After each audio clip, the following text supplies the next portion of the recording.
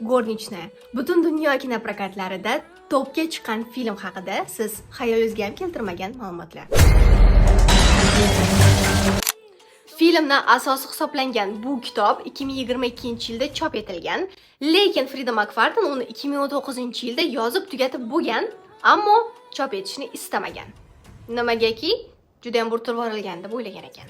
3 yil chang bosayotgandan keyin bu kitob juda ham katta tezlikda 2 million kopiyada sotilgan. New York Times'da bu kitob 60 hafta, Amazon bestsellerlarida bo'lsa 83 hafta turgan.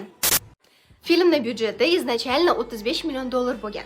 Lekin u premyera bo'lganidan keyin atiga 2 oy ichida 335 million dollarga yetdi. Bu hozircha. Albattaki filmning syujeti kino bilan bir xil emas. Masalan, Andrew zinadan yiqilib tushib o'lgan deb ko'rsatiladi. Asarda bo'lsa, Mili uni chirdakda qamagani bo'yicha o'sha yerda qolib ochlikdan o'lgan deb yozilar ekan. O'ylashimcha, agar kitobdagidek syomka qilishganida bu darajada effektni sahna chiqmagan bo'lardi.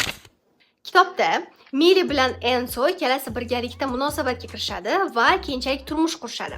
Keyin esa ular birgalikda zo'ravonlikka qarshi kurashadigan aktivistlar bo'lib, jертваларga yordam berishadi.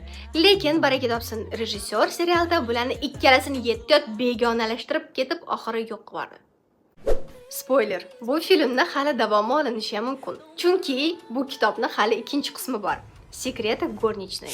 Gap so'zlarga qaraganda rejissyor Sidney bilan 2027-yil boshlarida qaytib kelishi mumkin. Qolgan aktyorlar hali aniq emas. Kinoning finaliga yaqin Enzo bilan Mili Andrewni boshqalar xotiralab turgan paytida bir-birini ko'rib qolib dardlashadigan sahnasi bor va u suratga olingan, lekin nima uchundir u filmda kesib olib tashalgan.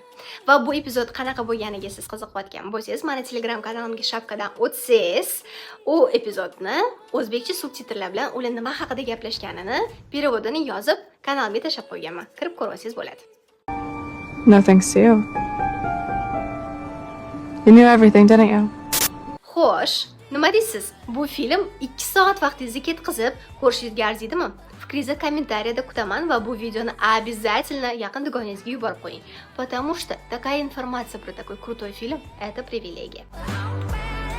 Would you like to see what you're getting yourself into? The Housemaid.